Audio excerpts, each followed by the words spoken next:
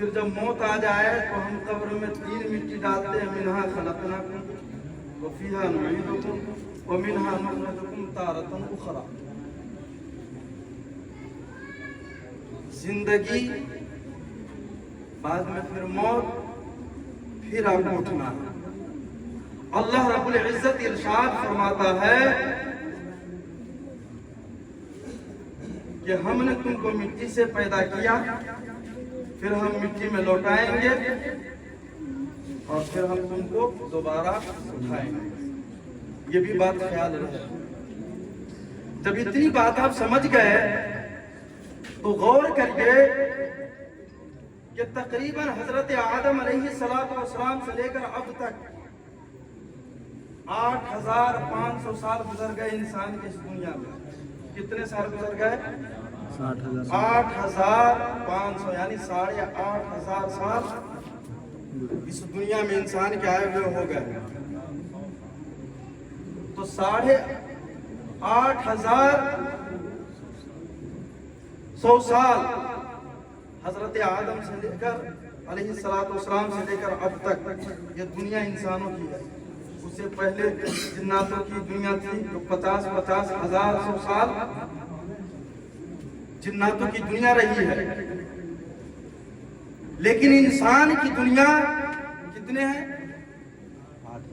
8500 سال۔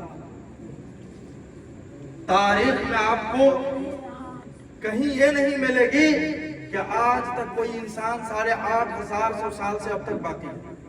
کہیں آپ نے پڑھا ہے؟ گویا اللہ رب العزت نے اس دنیا میں ہر جاندار کے لیے موت کا مزہ جو چکھنا بتایا ہے، تو دنیا میں سے ہر ایک کو جانا ہے۔ بس ایک ہی ذات باقی رہے گی جس نے پوری دنیا کی تخلیق کی ہے، پوری دنیا کو بنائی ہے، سجائی ہے، رچائی ہے۔ وہی ذات ایک اللہ کی ہے جو باقی رہے گی۔ اس ذات کے علاوہ کوئی ذات باقی نہیں رہنے والی ہے۔ جس ذات نے انسان کو بنایا، جس ذات نے آسمان و زمین کو بنایا، ساری چیزیں فنا ہو جائے گی، بس باقی کون سی ذات رہے گی؟ اللہ کی رہے گی۔ یہ بھی معلوم ہو گیا آپ کو۔ تو اللہ رب العزت نے انسان کو بنایا، تو پھر یہ بھی آپ کر لیجئے 18,500 یعنی 8,800 سال سے لے کر انسانی دنیا ہے۔ تو اللہ رب العزت نے جو دنیا کی تخلیق کی تو کتنے مخلوق ہے؟ 18,500 18,000 سے زائد مخلوقات کو اللہ رب العزت نے اس دنیا میں بنائی ہے۔ اور اس مخلوقات میں 18,500 یا 18,000 سے زائد مخلوقات میں سب سے بہتر، اشرف اور بالا تر اگر کسی کو بنایا ہے تو انسان کو بنایا ہے۔ اور انسان میں بھی مسلمان کو، اور مسلمان میں بھی اہل سنت والجماعت کو۔ سبحان اللہ، سبحان اللہ۔ اب چلیے آج کے یہ سال ثواب کی محفل موت پر ہے، تو 10 منٹ کا ٹائم ملا ہے، اسے زیادہ لینے والا آدمی بھی نہیں ہوں، 5 منٹ گزر چکا ہوا ہے۔ 3 باتیں عرض کروں اور میں اپنی جگہ کو لے لوں۔ جب موت کی بات ہے تو بلبل بنگال جو خطیب تھے وہ کہا کرتے تھے، کیا بھروسہ ہے زندگانی کا، آدمی بلبلا ہے پانی کا۔ ان کی تشریح ہوتی تھی تقریر میں، ایک ہی تقریر پوری دنیا کرتے رہ گئے پوری زندگی۔ وہ یہی بتاتے رہے کہ یہ کبھی مت سمجھنا، وہ آم کی مثال دیا کرتے تھے کہ ٹکولا کبھی گر جاتا ہے لیکن پکا ہوا آم لٹکا رہتا ہے۔ تو زندگی یہی ہے اور موت، کہ کبھی پکا ہوا آم گرے گا زمین پر نہیں، ٹکولا بھی گر سکتا ہے، اور کبھی ٹکولا باقی رہے گا اور بڑھاپا یعنی پکا ہوا آم۔ سمجھ میں میری بات آ رہی ہے نا؟ تو سب سے اعلیٰ یہ ہے اور بہتر یہ ہے کہ آپ ذکر رب العلا کیجئے، زندگی کا بھروسہ، ذکر خیر الورا کیجئے، زندگی کا بھروسہ نہیں ہے۔ اللہ اور اس کے رسول صلی اللہ تعالی علیہ وسلم کا ذکر کرے، یہی ذکر میں آپ کی کامیابی و کامرانی ہے۔ तीन बातें अर्ज करूं। आलिम और बादशाह की मौत देखिए, अल्लाह रब्बुल इज्जत आलिम और बादशाह। अहयाउल उलूम के अंदर मौजूद है एक हिकायत, एक बादशाह था और एक आलिम, बहुत बड़ा बादशाह, अपने वक्त के इतने बड़े बादशाह की हर चीज उसके सामने में मौजूद हुआ करती थी। और एक आलिम जो पढ़ाने वाला, जिसका आज भी कोई कौम उन पर एतमाद करती है और पूरा काम उन्हीं से करवाती है। इब्तिदा की आजान से लेकर के आखिर की आजान तक उन्हीं से दिलवाते हैं। बच्चा पैदा हो तो कान में आजान दो, और कब्र में उतारने के बाद, मुकम्मल होने के बाद भी आजान इमामी दे, फिर भी उनकी कोई इज्जत व अहमियत नहीं है। इज्जत क्या करना मत छोड़िए। आलिम की इज्जत और कद्र को जिस दिन ये कौम छोड़ देगी तो समझ जाइए कि आप किसी काम का नहीं है। तो बादशाह और आलिम की मौत देखिए। एक बादशाह था, बाजार में गया अपने बच्चों का सामान खरीदने के लिए। सामान मुकम्मल तौर पर खरीद लिया, और घोड़े पर जब सवार होता है तो मलिकुल मौत तशरीफ लाए और कहा, तेरी रूह कब्ज करने के लिए मैं आया हूं। बादशाह कहने लगा, मुझे मोहलत दे दो ताकि मैं इस सामान को अपने घर जाकर के पहुंचा सकूं, मैं अपने बच्चों को दे सकूं, अपने परिवार में जाकर के दे सकूं, उसके बाद तो मेरी रूह कब्ज कर लेना। लेकिन मौत एक ऐसी चीज है जो अपने टाइम से आगे न पीछे। मलिकुल मौत ने कहा, नहीं, तेरी रूह कब्ज इसी वक्त की जाएगी। कहा, मोहलत दे दो। मोहलत नहीं दी गई, और घोड़ा पे बैठा हुआ बादशाह पूरा सामान खरीदा हुआ शख्स मौत के मुंह में गया। और उसी बाजार में आने वाला एक आलिम, बोलिए सुभान अल्लाह, उसी बाजार में आने वाला एक आलिम जो वो भी सामान खरीदने के लिए आया।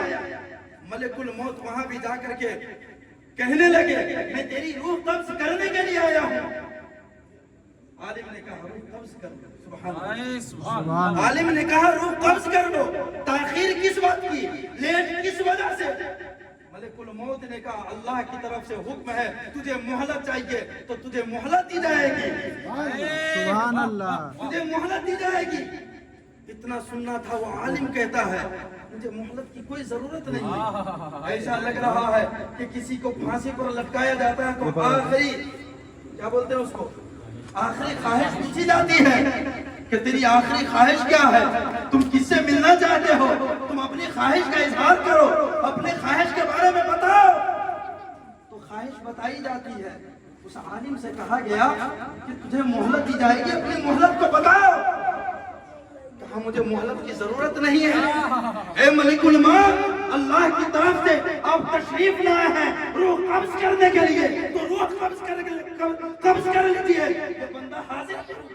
सुभान अल्लाह, अल्लाहु अकबर कबीरा। इतना सुनना था। फिर मलिकुल मौत कहते हैं, नहीं, आपको मोहलत दी जाएगी। सुभान अल्लाह, आपको मोहलत दी जाएगी। कई दफा कहने के बाद आलिम की ख्वाहिश क्या है? कहा है, ए मलिकुल मौत, जब मोहलत की बात आ गई तो ये बंदा हमेशा अल्लाह की इबादत और रियाजत में लगा रहता था। ए मलिकुल मौत, 2 रकत नमाज पढ़ने के लिए ये अल्लाह का बंदा तैयार हो रहा है। जब आखिरी सजदा बाकी रह जाए तो इस बंदे की रूह कब्ज कर ले। सुभान अल्लाह, अल्लाहु अकबर कबीरा। जब ये बातें हुई, आखिरी यानी 2 रकत का जो आखिरी सजदा है, जब सजदे में गया वो आलिम शख्स, तो फिर मलिकुल मौत रूह कब्ज कर लेते हैं। सबक क्या मिला? आलिम की कद्र कीजिए। अगर आलिम नहीं है तो आलिम की कद्र कीजिए।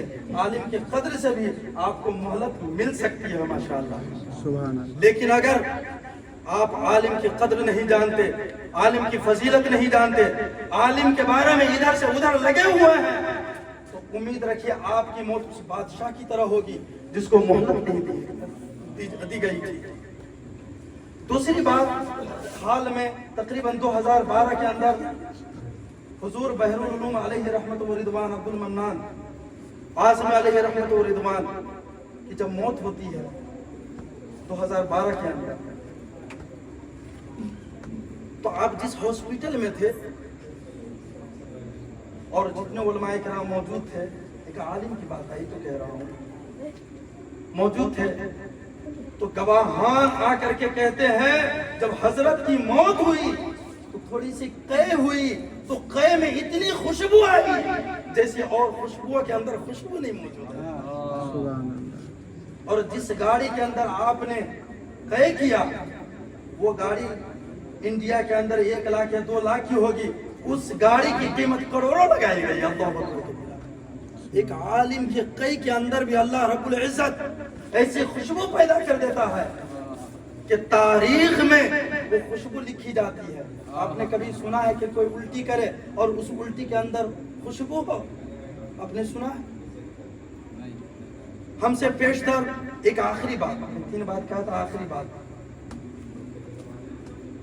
अहमद हुसैन साहब हारून रशीद के जमाने की एक बात कह रहे थे, तो मुझे एक बात याद आ गई, बहलुल दाना ही की है। उनके जमाने में बहलुल दाना ही है, कभी जन्नत बना रहे हैं, कभी कुछ बना रहे हैं, कभी कुछ बना रहे हैं, और हारून रशीद को हमेशा सबक भी सिखा रहे हैं।